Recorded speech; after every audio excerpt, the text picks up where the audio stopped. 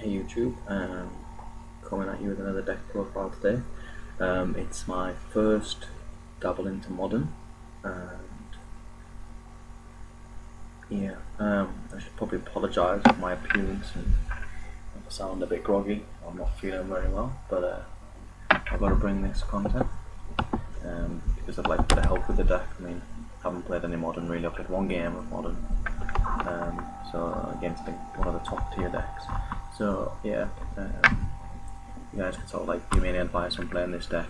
I'll have a bit of a discussion afterwards on some of the cards that people can play or side deck it that kind of hate it. But yeah, let's just get straight onto the deck. I'll start with the land and then go creatures, sorceries, instants. So for the land, I don't actually have any fetch lands, mainly because I want to play the format a bit first to learn it before I put all that money in. So play 3 forests and 3 swamps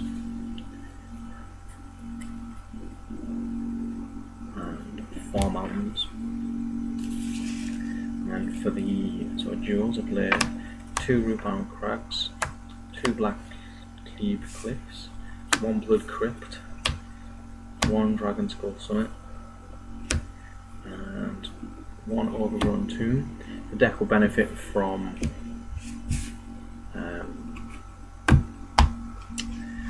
stomping grounds, but again, I've only just really started looking into the format, and when Gatecrash comes out, hopefully I'll get a set. But until then, I don't really want to buy them because I don't know if I will. Maybe I don't even want to play this deck, but I'm going to buy a few packs of Gatecrash, so hopefully I'll pull some.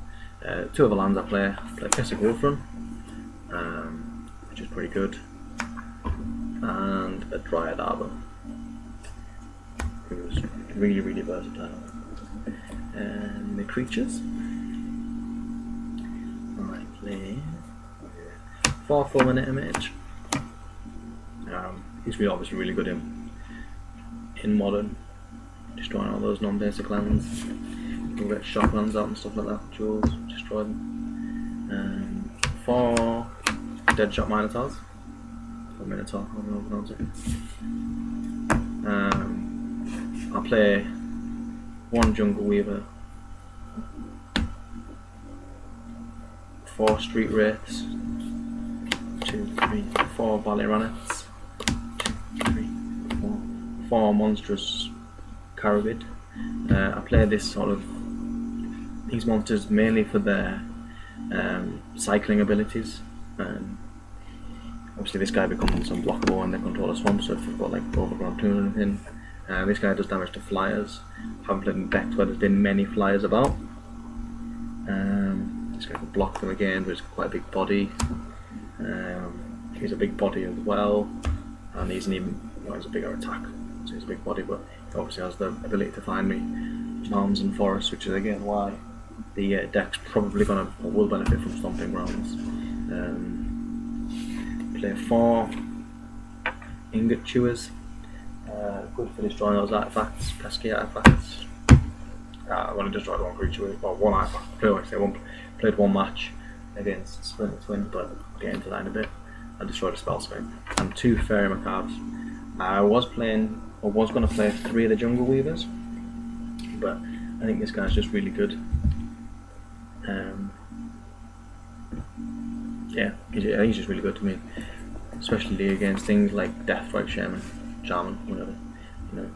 Because obviously with Deathrite, the cost is to tap. It's obviously the removing a card's value effect. Obviously you want that. Onto the sorceries. Play 3 Live Again, the namesake of the deck, and 4 Demonic Dreads. Best thing to do with Demonic Dread is to target one of your creatures, probably a Fulminator Mage or your Dryad Arbor. But yeah, actually Fulminator Mage is probably better to do because he's just sacking response. Yeah. And then for the instance, there's 4 Violent Outbursts. That's just good. You can just play on your opponent's any of your creatures. And 3 Beast Within. What a brilliant card this is. This keeps people off land. It's all good. I mean, that's what I used it for. I used it in the game, and I did use it to destroy land. So yeah, that was all good. And it obviously gives your opponent's monster, opponent a creature. So then you can just do that. Target creature can't block into the token. So, good. On the sideboard, there are 5 spaces left. So if anyone's got any input, put it in the comments box, please. Anything that's good for sideboard in this. And there's 2, 3 Shriekmaws, 2 more Fair Macaques, 2 Jungle Weavers, and 3 Avalanche Riders at the moment. So yeah, I mean, you know, he's another guy that just obviously destroys a land, quite a little body.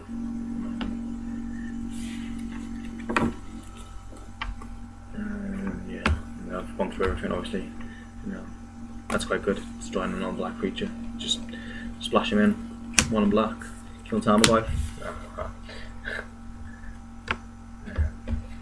And then, like I said, there's the 5 empty spaces. So, you know, I've got some ideas of things I want to play, but you know, if you guys can comment down below and let me know what are good things to sideboard in this deck that aren't too expensive. Because as I say, I'm just getting into it. I don't really want to splash a lot of money into the format. A lot of my money's gone into standard because I think it's the easiest format to sort of learn to play. So yeah, that's the deck. Like I said, I played 1 game. It was against Splinter Twin, and I won 2-1. I got beat in the first round by a Kiki Jiki combo. The turn before I would have gone off. And then in game 2, my opponent misplayed a little bit and let me, like, obviously I cascaded and live an end and then put 10 creatures on the field, but he could have, if he left his mana open or something like that, he could have visit charmed it and it wouldn't have gone off until next turn. But I think he'd have gone off that turn anyways. And then in game 3, I just kept him off land with Beast Within. Made him counter, made him tap, and then just let him untap, Beast Within his end step, and then put 10 creatures on the field, and he couldn't do anything about it. I mean, cards that I've thought about sideboarding, things like Abrupt Decays. I've got 4 of those. I've got 4 of those. But other than that, I'm kind of stuck. I like cards that stop things being exiled from your deck, because one problem that the deck will have will be slaughter games. That just exile and live an end kind of knackers me. I've got to just cycle into something. I mean, I could do with having an extra win condition in there in the sideboard. So you know, games 2 and 3, when slaughter games goes on live an end, I've got something that I can surprise my opponent with. But yeah, other than that, I think once I get Stomping Grounds, once Gatecrash comes out, I'll get the Stomping Grounds, and you know, it should be good. And hopefully, you know, I don't know if I'll be going to any PTQs or, you know, GPs or anything, or big sort of events at all until next year anyways, but I need to learn to play the game properly. But yeah, other than that, like I say, please leave comments down below on what you think of the deck, what cards I can sideboard, or what cards are better in the main deck than things I've already put.